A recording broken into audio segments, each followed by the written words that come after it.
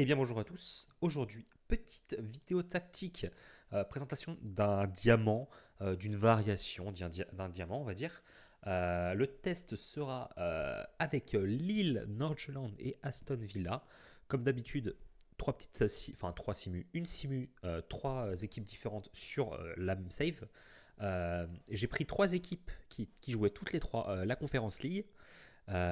Et aussi, il y aura une petite variation dans la présentation, c'est que Lille et Nordsjælland auront une tactique et Aston Villa aura une tactique un poil différent. La seule différence, c'est que Aston Villa aura des AID et sera en offensive. C'est pour vous montrer qu'on peut un petit peu varier les plaisirs. Si on préfère jouer certains postes ou les mentalités, même si les mentalités entre équilibré et offensive n'ont pas vraiment de grande différence, c'est surtout un ratio qui change. Vous marquerez plus, vous prendrez plus de buts et vous marquerez moins et vous prendrez moins de buts en équilibré.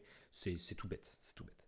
Donc on va tout de suite commencer par Lille. Lille qui a fini second de Ligue 1 et qui a été vice-champion de Conference League, gagné la Coupe de France aussi. Donc, bon, ça vous connaissez maintenant parce que j'ai déjà fait plusieurs fois en Ligue 1. C'est en fait pour gagner, pour être champion, il faut que le PSG ait une mauvaise saison. Bon, là, ils n'ont pas eu de mauvaise saison, du coup, on est deuxième, 84 points. Donc, ça, comme d'hab, c'est buggé Ligue G pour les montrer. On est premier en termes d'IG et de points attendus. Voilà, plutôt bonne saison. En termes de distribution des stats, Ismaili vraiment excellent. Je crois vraiment que ce monsieur est très fort dans FM. À chaque fois qu'il m'a mis des plombs, je soupçonne le 17 en dribble de lui mettre super bien pour pouvoir aller marquer des buts en intérieur de surface. Surtout qu'il est à l'intérieur, donc ça doit aider beaucoup. Thiago Santos aussi pareil, plutôt bonne saison. Benjamin André, un 6 solide, il saute pas trop malheureusement, avec un peu plus de détente, il serait vraiment excellent. Cabella, Zegrova, des ailiers, ils ont très bien fait leur saison. Angel Gomez, Jonathan David, 50 buts euh, sur 42 d'XG. Par contre, bon, il marque des pénaux. C'est Jonathan David, de toute façon, vous connaissez maintenant. Et Ivan Cavallero devant. Il n'y a pas de bon neuf, malheureusement. J'ai dû mettre un faux profil d'ailier, un mec juste qui cavalait en attaquant avancé. Ça suffit en soi. Il n'a pas fait une saison de fou parce que il est pas fou, mais voilà. C'est juste pour. En gros, c'était plutôt un support de David parce que David, au final, a fait une bien meilleure saison que lui. Maintenant, on va passer donc à Nordsjælland. Donc, toujours la même tactique, toujours les ailiers sur les côtés. Et là, de suite, faut que je parle de quelque chose. C'est que je vous ai récemment parlé donc des attributs méta, etc. Déjà, certains vous prenez les choses beaucoup trop littéralement. J'ai répété 50 fois que c'était pas possible d'avoir ces profils et qu'il fallait toujours varier un petit peu, on va dire, les profils parce que dans tous les cas, ils vont avoir d'autres notes avec. Et c'est normal que des joueurs n'aient pas 15 partout. S'il a 13 en puissance, c'est toujours excellent. C'est juste que c'était des profils exemples. Et il y en a, ils ont du mal à comprendre. C'est compliqué de faire comprendre à des gens, même en le répétant 15 fois. Donc s'il vous plaît, faites un effort quand on vous explique quelque chose. Faites un effort de compréhension. Ne prenez pas tout à littéralement, sinon vous n'allez jamais rien comprendre. Surtout comme sur un jeu comme FM, vous allez galérer à comprendre les choses. Si vous prenez tout littéralement, vous allez aller nulle part. Donc du coup, en parlant de ça, je parlais de Mohamed Diomandé. Je lui en parle depuis 3 ans de Mohamed Diomandé. Il a fini meilleur buteur, meilleur passeur. Ce mec est une légende. Peu importe le club que vous êtes, il a sa place. Il a des 14 à toutes les bonnes stats. Sauf détente, bon, ça va monter en plus. Parce que sachant que là, il a fait une énorme saison, mais sur cette façon de tester, les joueurs ne progressent pas et ne régressent pas. Donc vous n'allez pas avoir de up ou de down, mais globalement ça peut passer à 16 là en fait. 16, 16, 16, là ça peut passer à 13, là ça peut passer à 16 aussi, là ça peut passer à 16, 16, 16, 16. En gros il a des 15 partout de base. Donc vous pouvez avoir un joueur quasiment parfait donc, dans la façon que je vous dis de recruter les joueurs. Et moi, Mediomandé en fait vraiment partie. Il est vraiment fort de base. Là, le profil de base est excellent. Aussi, je voulais vous montrer donc, son collègue Ibrahim Osman. Donc lui vraiment, surtout qu'il était mauvais pied, il était lié, il a appris le poste pendant qu'on jouait de la saison. Et lui vraiment, c'est une pépite. Il a 18 ans, il vaut genre 1,5 million, 2 millions. Il a sa place en rota dans quasiment tous les clubs de Ligue 1. Le mec a des 15 partout aussi. C'est un bonbon. C'est parfait. C'est exactement ce que vous recherchez. Bon, maintenant, les résultats. On a fait champion de Superliga. On a été éliminé en phase de poule parce qu'on est tombé dans le groupe de Aston Villa. Donc, une autre équipe tous les groupes, une autre équipe contestait. Donc bien sûr, bon, ils ont atomisé, du coup ça fait deux défaites gratuites. Puis on n'a pas réussi à gagner contre Osasuna deux fois, je crois. C'est ça. Donc du coup, on n'est pas passé. Malheureusement, ça arrive. C'est des petites variations, pas de chance. Au Danemark, on a absolument tout gagné. Diomandé meilleur joueur, Nigren meilleur buteur, avec Diomandé à un but près. Comme d'hab, c'est buggé. Voilà, donc 95-30. On a eu beaucoup de réussite, mais c'est normal parce qu'on a des joueurs vraiment bons qui sont vraiment entre guillemets méta. Maintenant, Aston Villa. Donc là, bon, déjà, il y a un problème, c'est qu'il y a un joueur qui est parti mi-saison. Bon, ça, j'y peux rien, malheureusement, ça arrive. Et donc là, comme vous voyez, on a la petite variation avec les AID et en offensif. C'est pas plus fort. Honnêtement, je pense que la version avec les alliés est meilleure, mais c'était pour montrer que c'était jouable dans tous les sens, entre guillemets.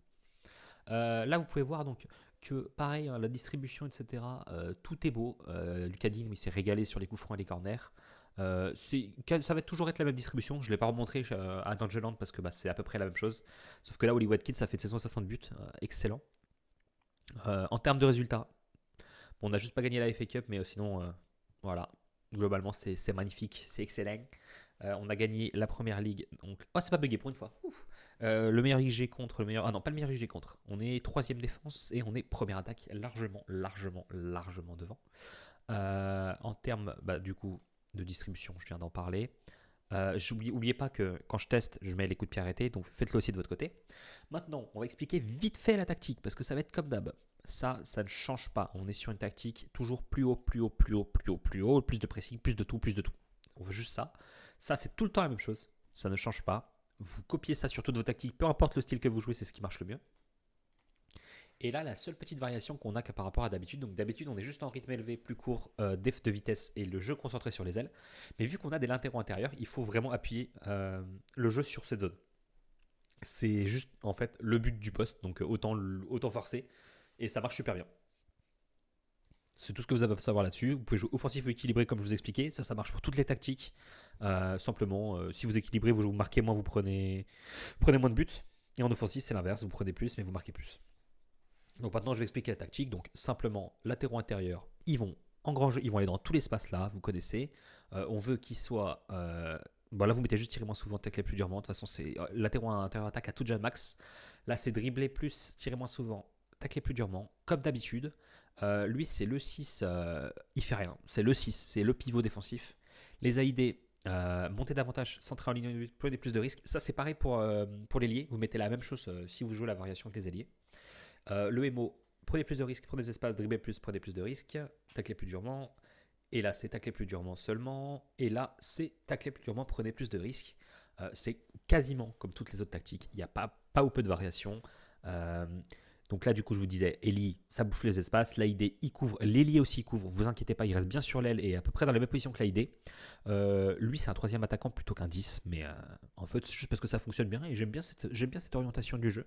Ça fait un peu asymétrie, mais en match, ça paraît pas du tout asymétrique en fait. Ça paraît même plutôt naturel. Et devant, on a l'attaquant complet. Donc l'attaquant complet qui est un attaquant de soutien qui. C'est le meilleur attaquant de soutien de ce jeu, tout simplement, de cette année sur FM24.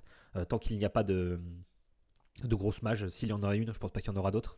Mais voilà. N'hésitez pas, donc, comme d'habitude, à avoir des grands là. Donc, on veut des mecs qui ont de la détente, si possible, avec toutes les autres stats, comme d'habitude. Donc, dribble, anticipation, concentration, vitesse, détente, accélération. Je les ai dit dans le désordre, mais vous connaissez maintenant. Sur les ailes, on veut principalement que des mecs qui courent au détriment de la détente verticale. Des mecs qui courent et qui dribblent, ça nous va très très bien. Ça fera quasiment tout ce qu'on a besoin. Limite, je me demande si les latéraux intérieurs, ce serait pas intéressant d'avoir des grands, puisqu'ils sont souvent peut-être sur les centres second poteaux en retard. Donc ça peut peut-être aider sur certaines phases. Mais globalement, c'est exactement comme les autres tactiques. Vous cherchez des grands dans l'axe et des mecs qui sont rapides et qui dribblent sur les côtés. Voilà.